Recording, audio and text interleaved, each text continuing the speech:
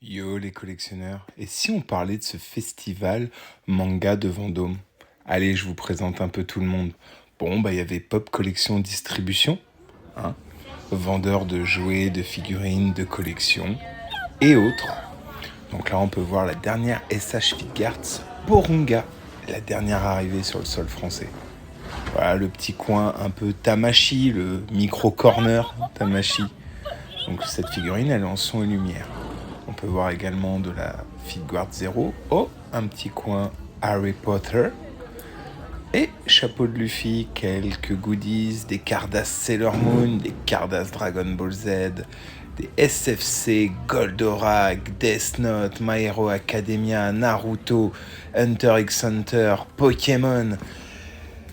Là, on retrouve des pop Senseiya, le jeu de société Senseiya et ses add-ons, également les figurines mythiques qu'on connaît tous, les mythes clos.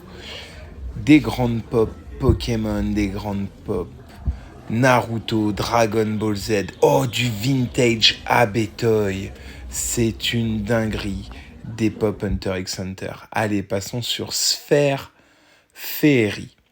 Alors là, on y retrouve un stand fait à la pyrogravure et des dioramas faits main. Voilà, c'est magnifique, c'est des petites figurines officielles ajoutées sur des dioramas faits maison. Ça, ce sont des plaques de bois faites à la pyrogravure. On peut y retrouver également d'autres goodies, des petites montres, des petits porte-monnaies, mais également des pins, des bijoux, des caps. Enfin voilà, de quoi y trouver son bonheur. Akage. Alors là, c'est notre graphiste, illustrateur, streamer avec le Akage Sensei en personne, notre rouquin favori. On peut y retrouver certaines illustrations, des photos, des illustrations peinture main, peinture feutre,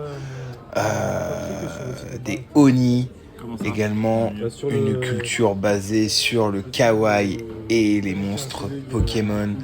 On va également retrouver, si je ne me trompe pas, son book illustrator, comment apprendre à dessiner. C'est très ludique. Shiki, Jouets Geek et Geeky Blinders, nos amis outre-Manche, nos amis anglais et leur stand énorme. Alors eux, ils ont des vêtements, ils ont du vintage, du récent, du classique, du Dr. Who, du Buffy contre les vampires, du Ghostbuster. On peut y retrouver du Among Us, des Chevaliers du Zodiac vintage. On a pu également retrouver du Pokémon, des Gremlins, tout ce qui est pop culture, art, etc. Et même certaines affiches très design. Poka Bull Rise, là c'est notre ami Kawaii et ses petites illustrations spécialistes dans les créations fait main, petits stickers, petites peluches, mais également chouchou, goodies, illustrations, peinture, mais surtout sa spécialité, les badges. Elle adore ça, elle les fait elle-même, elle a sa petite machine, c'est très impressionnant également pour les petits colliers. Ah là là là là là là. En tout cas, une charmante personne que je vous invite à venir découvrir. Et là, on a Coca Lientou, notre amie kawaii, designeuse. Elle vit dans un univers geek, fantasy, mais également avec une très grosse culture. Club d'eau, ça c'est son ami Rémi Wing, qui était juste à côté, voilà leur stand. Donc effectivement, je vous parlais, ils étaient d'une culture très Club Dorothée, avec également des passages LGBT. Oh, bon, shampoo,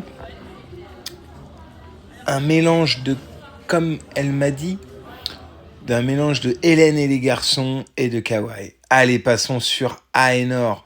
Aenor, c'est notre romanesse.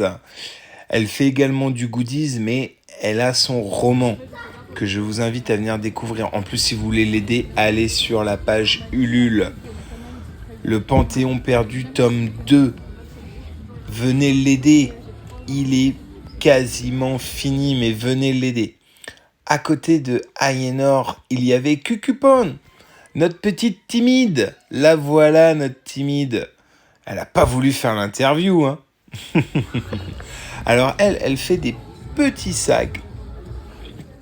Elle fait également des tasses, des sous-mains, des tapis de souris, des pins.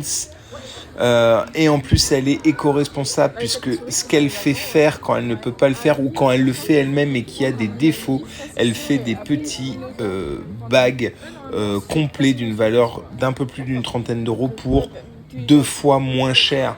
Voilà, elle ne perd rien et ça, c'est super, on t'embrasse. AFJK, c'est l'association franco-japonaise du Vendômois. Eux, ils étaient là pour apprendre aux jeunes et aux moins jeunes à faire de la calligraphie japonaise. L'année passée, on l'avait fait. On a pu découvrir certains symboles, certaines calligraphies, je dirais, hein, comme le oni, le kame, le kamui. Voilà. Tout en restant dans l'univers ludique. En tout cas, n'hésitez pas à aller les voir. Fantasy, Fairy, nos amis imaginaires de créatures, dragons, elfes, fées et loups. Ah là là là là là, nos amis. Donc là, on peut voir qu'avec des canettes de Monster ou des bombes de peinture, on peut refaire des figurines de collection, ajouter des figurines de collection et on fait une petite œuvre d'art. C'est ça que je voulais dire, je m'en mêle les pinceaux. Moi, j'ai adoré ce Goku, c'est une dinguerie. Là, on peut y retrouver les loups, côté fantasy, mythologie, les lunes, une collection de Hedwige ou de toute la famille d'Edwige sous toutes ses formes, les dragons, un petit peu de pop culture, voilà, mais surtout les katanas. Ah là là, une magnifique collection de katanas. Et d'ailleurs, sur certains katanas, Demon Slayer, ça veut dire Oni chasseur de dragons. Passons à Jeff Mangart. Donc Jeff Mangart, c'est notre ami Jeff et sa femme qu'on va retrouver là, maintenant, tout de suite. Ouais, sa carte est très longue. Les voilà, nos amis. Donc Jeff, c'est surtout un illustrateur, un dessinateur. Il a vraiment des doigts en or. Il dessine avec des feutres, il dessine avec des crayons de couleur, il dessine avec tout.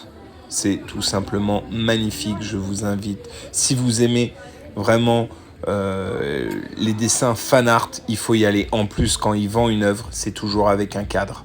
Et ça, c'est pas tous les artistes qui le font. Donc c'est à souligner, c'est très très très important. Et regardez-moi ce yoga, c'est pas magnifique.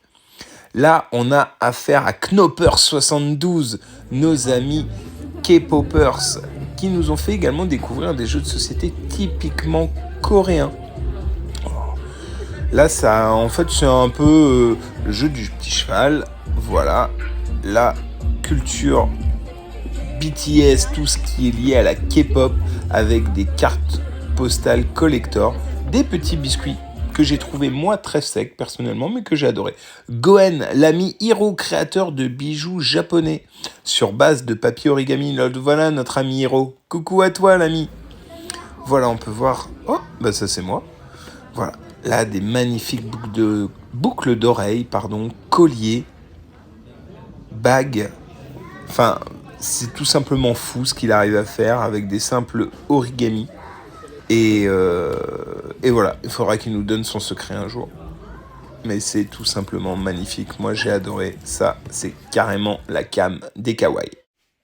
Bon, et puis pour finir, les concours de cosplay. Je vous en montre quelques-uns. Je suis désolé à ceux et celles que j'ai pas mis dans cette vidéo, mais je pouvais pas tout mettre. Et je voulais également remercier Leti Festi pour l'organisation. Voilà, j'espère vous retrouver très bientôt pour une seconde édition de ce festival.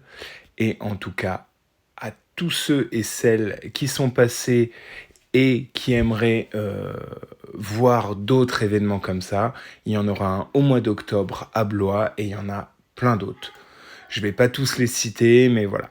En tout cas, je vous dis à très vite, les amis collectionneurs, les amis cosplayers, et à bientôt.